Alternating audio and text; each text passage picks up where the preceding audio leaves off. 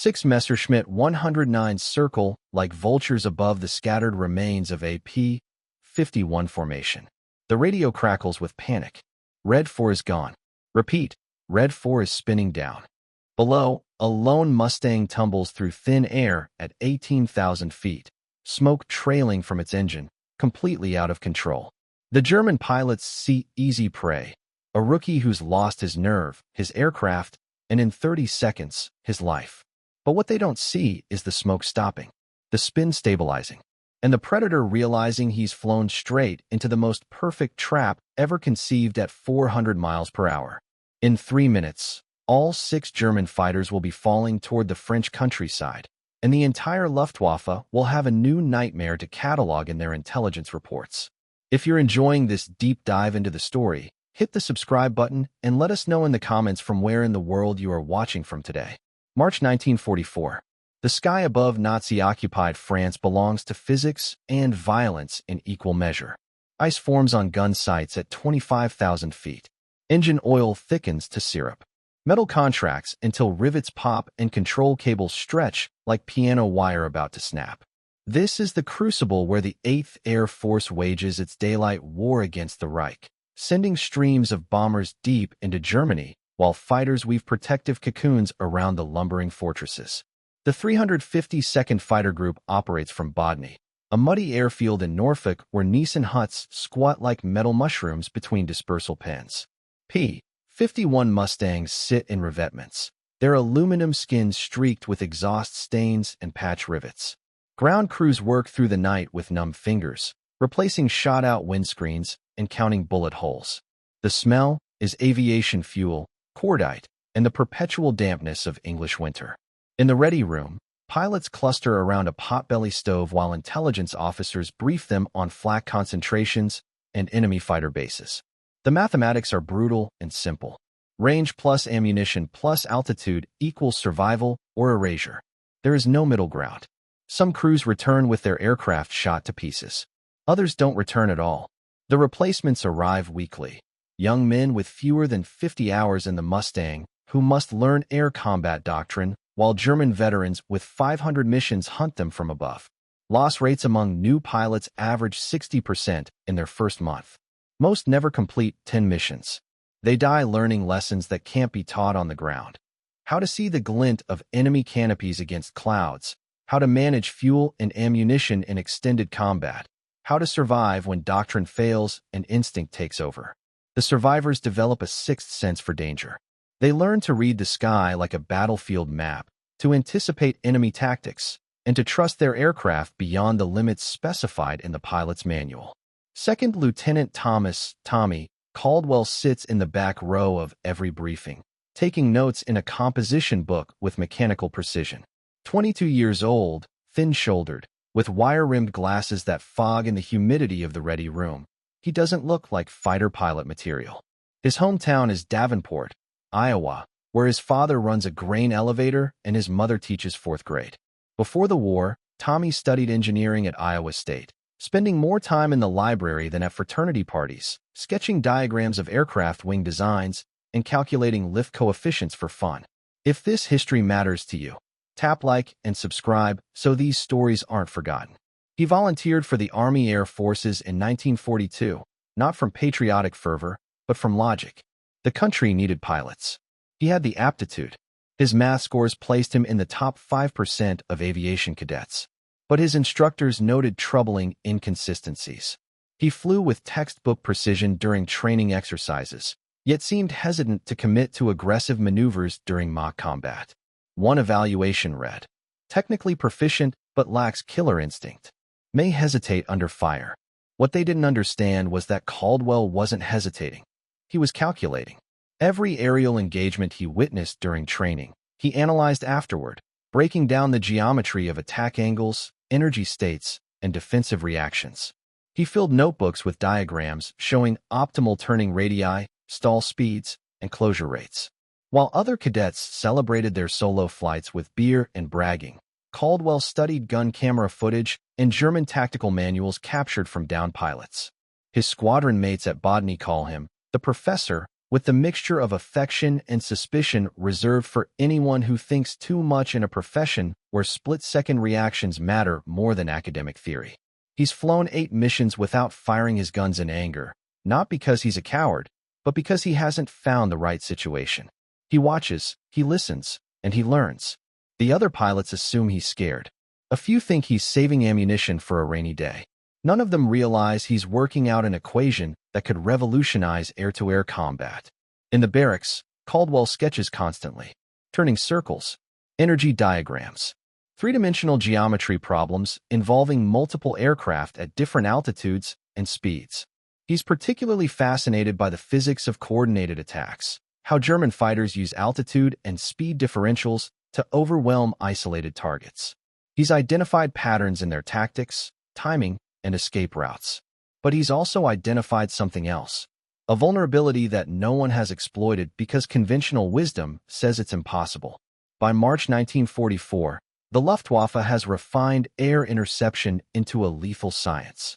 Experienced German pilots no longer engage in individual dogfights. They attack in coordinated staffels, typically 6 to 12 aircraft, using altitude and speed to control the engagement from beginning to end. The standard profile involves climbing high, positioning above and ahead of Allied formations, then diving in disciplined waves to maximize firepower concentration while minimizing exposure time. The problem for P-51 escorts is numerical and tactical. German fighters choose the time and place of engagement. They force American pilots to react rather than dictate. A typical encounter begins with Messerschmitts diving from 30,000 feet at speeds exceeding 400 miles per hour. The closing rate gives escort pilots perhaps 10 seconds to identify the threat, assess the situation, and respond. Most P-51 pilots try to climb and meet the attack, turning the encounter into a vertical energy fight that favors the Germans who started with altitude advantage. Squadron commanders push for more aggressive intercepts, but aggressive tactics scatter the formation and leave gaps in bomber protection.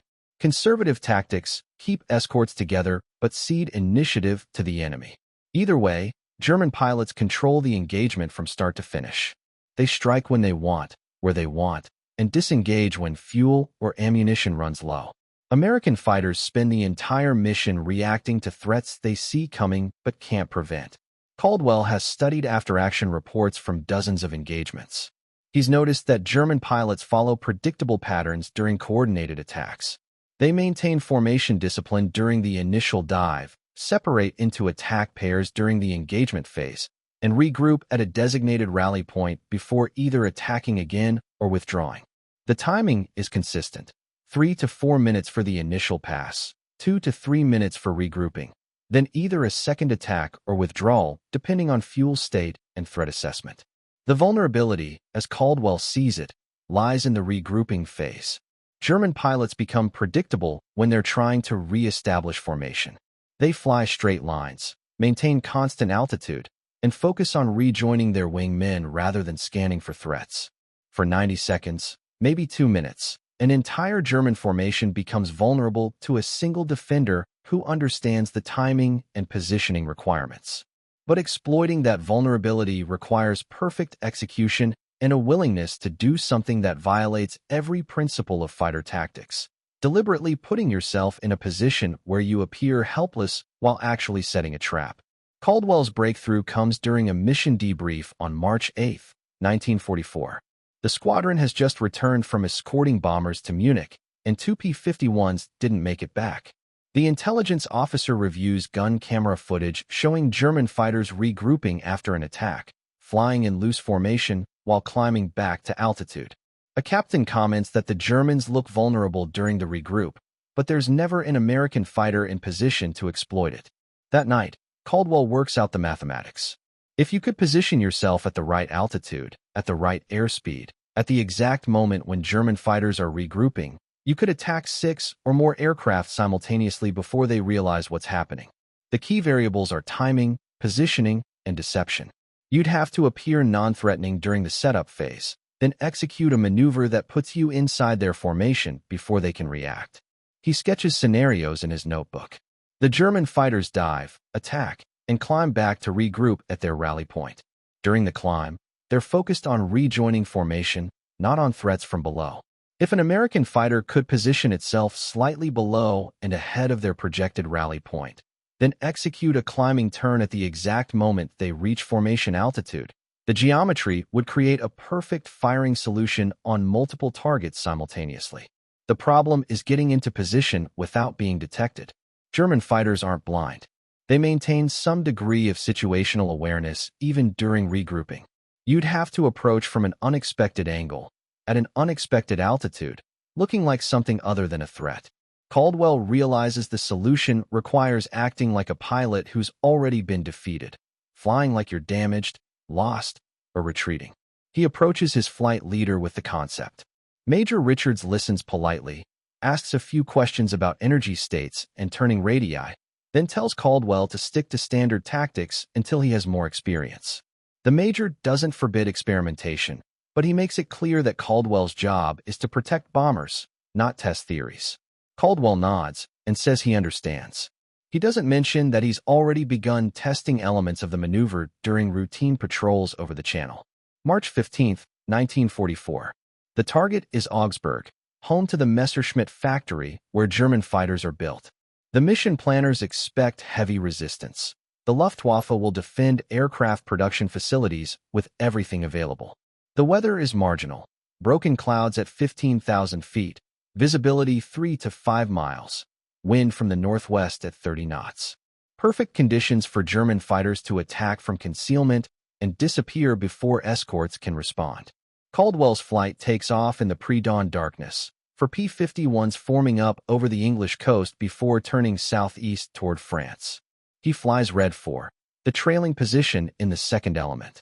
His wingman is a lieutenant from Texas who's flown 6 missions and still flinches when the radio crackles with enemy sightings. Caldwell told him yesterday to stay high and watch for traffic from above. The kid nodded but didn't ask questions. Caldwell prefers it that way. The bomber stream appears as a dark smudge against the morning sky. 180B, 17 flying fortresses stacked in combat boxes, their contrails braiding the thin air at 25,000 feet. The P-51 escorts weave above and behind, maintaining position while scanning empty blue for the glint of enemy canopies. Radio chatter is minimal.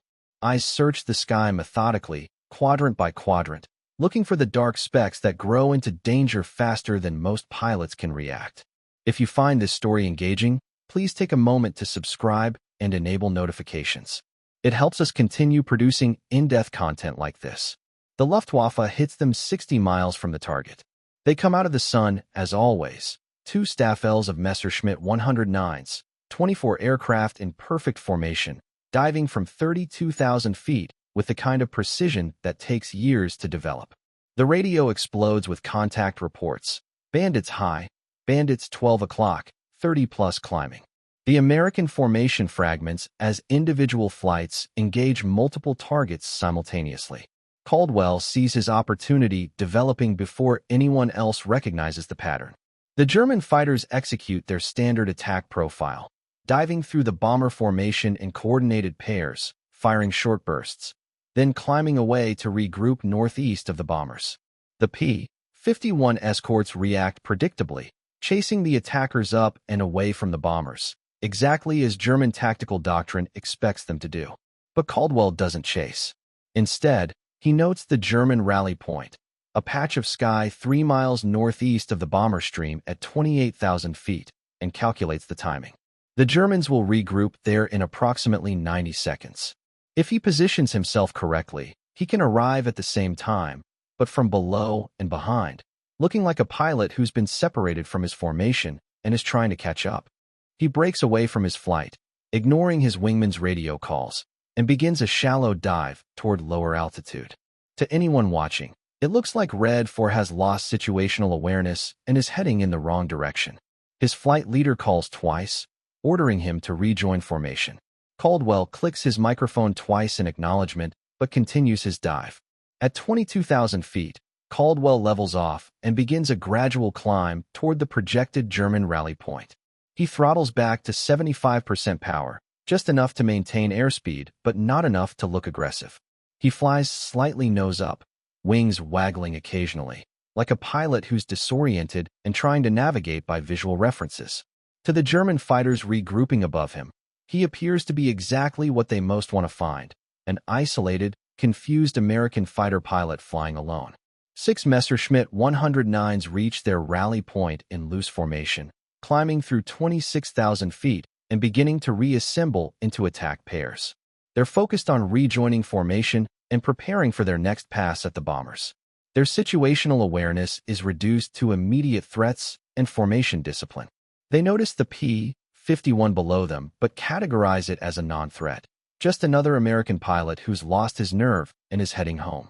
2 of them peel off to investigate. Easy kill. The others continue climbing, maintaining formation. Caldwell sees them coming and continues his performance. He flies straight and level, looking lost, making no aggressive moves. The 2 109s dive toward him in a standard bracket attack, one high, one low, setting up crossing shots that will give him no escape route. At 1,000 yards, Caldwell makes his move. He shoves the throttle to the firewall, pulls into a climbing left turn so tight that his vision grays from G-forces, and points his nose directly at the 4 Messerschmitts still in formation above him. The Mustang accelerates from 250 miles per hour to 350 miles per hour in 8 seconds. The turn radius tightens beyond what the German pilots thought possible for an aircraft at that altitude and airspeed. The 2 diving 109s overshoot completely, their closure rate too high to follow Caldwell's sudden maneuver. They flash past below him, confused and separated. The 4 aircraft in formation above suddenly realize that the confused American pilot has disappeared and been replaced by a P-51 Mustang climbing toward them at maximum power with perfect firing solutions on all 4 targets. Caldwell fires at 400 yards, walking his tracers across the formation from left to right. 6.50 caliber machine guns converge on the lead Messerschmitt. The canopy shatters. The aircraft rolls inverted and spins away, trailing smoke. He adjusts his aim and fires again. The second 109 breaks left, taking hits in the wing root. Fuel streams from ruptured tanks. The pilot jettisons his canopy and bails out. The 3rd and 4th German fighters break hard right, diving away from the threat they never saw developing. But Caldwell has momentum and altitude advantage now. He rolls inverted, pulls through, and follows them down. The lead aircraft is pulling too many GS, bleeding energy rapidly. Caldwell cuts inside his turn and fires a 3-second burst. The 109's tail section disintegrates. The aircraft tumbles backward, completely out of control. The last German in formation dove too steeply, trading altitude for speed but giving up maneuverability. Caldwell doesn't follow him down. Instead, he pulls up into a barrel roll and spots the 2 109s that had originally attacked him. They're climbing back up, trying to regain tactical advantage, but they're separated and uncertain. Caldwell uses his altitude to set up a diving attack on the trailing aircraft. 1 burst, 2 seconds. The Messerschmitt's engine explodes in a shower of oil and coolant. The pilot pushes the stick forward, diving toward lower altitude, trailing smoke and glycol. He won't make it home. The final German fighter breaks off the engagement and heads east, diving for cloud cover. Caldwell doesn't pursue. He's already achieved the impossible. Elapsed time from initial contact to final disengagement, 2 minutes, 40 seconds. Results: 4 German fighters destroyed, 1 damaged, 1 escaped. Ammunition expended, 180 rounds. Damage to Caldwell's aircraft, none. His wingman, still circling high above the action, radios in amazement. Red 4 just got 4. Maybe 5. They never knew what hit them. Caldwell climbs back to altitude and rejoins the bomber escort formation as if nothing unusual has happened. The mission continues. The bombers hit their targets and return to England without losing a single aircraft to fighter attack. Other German interceptors probed the formation throughout the day, but they're cautious, hesitant. Word has already spread through Luftwaffe radio frequencies about an American pilot who destroyed an entire staffel in less than 3 minutes. At debriefing, the intelligence officers review gun camera footage with methodical precision. The film confirms 4 destroyed German aircraft and 1 probable. The bomber crews report seeing the engagement from their formation and confirm the German fighters falling away in sequence. Caldwell's flight leader, who had criticized him earlier for breaking formation, sits quietly through the entire debrief. When asked to explain his tactics, Caldwell walks the intelligence officers through the geometry step by step. He shows them his notebook sketches, explains the timing calculations, and demonstrates how the maneuver exploits German regrouping patterns. The major who had discouraged his experimentation asks pointed questions about energy management and risk assessment. Caldwell answers each one with mathematical precision. The squadron commander requests a written report.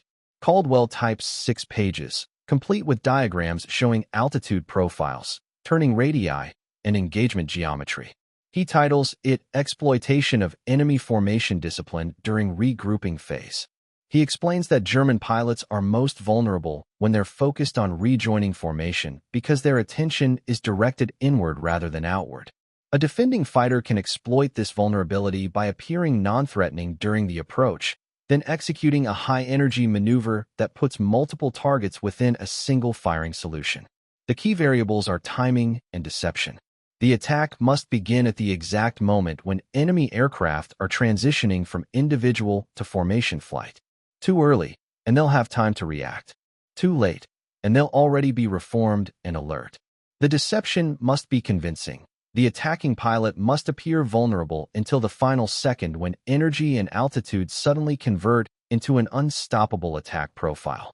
Within a week, 2 other pilots in the 352nd Fighter Group request training in Caldwell's technique. The squadron commander assigns him to brief them on the theoretical principles, but warns that the maneuver is dangerous and should only be attempted by experienced pilots with exceptional aircraft control skills. The margin for error is essentially 0. If the timing is wrong or the energy management is imperfect, the attacking pilot will find himself alone and outnumbered with no escape route. The first pilot to attempt a variation of the technique scores 2 kills on a mission to Berlin. The second pilot tries it over Frankfurt and barely survives when German fighters react faster than expected. But word spreads to other squadrons. Flight leaders visit Bodny to observe Caldwell's briefings and study his tactical diagrams. Some commanders forbid their pilots from attempting the maneuver, calling it too risky. Others authorize limited experimentation under controlled conditions. By April 1944, modified versions of Caldwell's tactics appear across the 8th Air Force. Most pilots simplify the approach, using elements of the deception but avoiding the full commitment required for the original maneuver. Even partial implementation proves effective. German pilots begin reporting American fighters that appear damaged or retreating, then suddenly attack with devastating effect. Luftwaffe intelligence officers interview returning pilots who describe enemies who fight like they want to die, then kill everything. The measurable impact becomes evident in loss statistics. In March 1944, the 352nd Fighter Group's kill-to-loss ratio was 2.8 to 1. In April, after Caldwell's technique begins spreading, it jumps to 6.1 to 1. Bomber losses on missions with trained deception escort pilots drop by 35%. The numbers are compiled, analyzed, and forwarded to 8th Air Force headquarters. German intelligence adapts slowly. By summer 1944, Luftwaffe tactical manuals include warnings about American pilots who feign damage or disorientation to set traps. German pilots are instructed to verify that apparently disabled enemy aircraft are actually non-threatening before approaching. But verification takes time, and time is a luxury that air combat rarely provides. The technique continues to evolve throughout 1944 and into 1945. Pilots develop variations adapted to different situations: single aircraft deception, formation-based traps, altitude deception, and energy management tricks that make healthy aircraft appear damaged until the final moment. The principle remains consistent. Exploit enemy expectations by appearing to conform to their tactical assumptions, then violate those assumptions at the moment of maximum enemy vulnerability. Analysis conducted after the war shows that deception escort tactics contributed to a measurable shift in air combat effectiveness over Western Europe. German fighter pilots became more cautious about attacking apparently vulnerable targets. This caution reduced their initiative and aggressive edge.